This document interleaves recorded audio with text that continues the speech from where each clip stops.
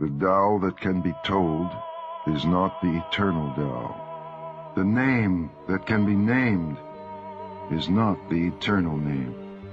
The nameless is the beginning of heaven and earth.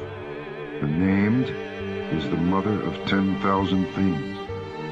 Ever desireless, one can see the mystery. Ever desiring, one sees the manifestations. These two spring from the same source, but differ in name. This appears as darkness.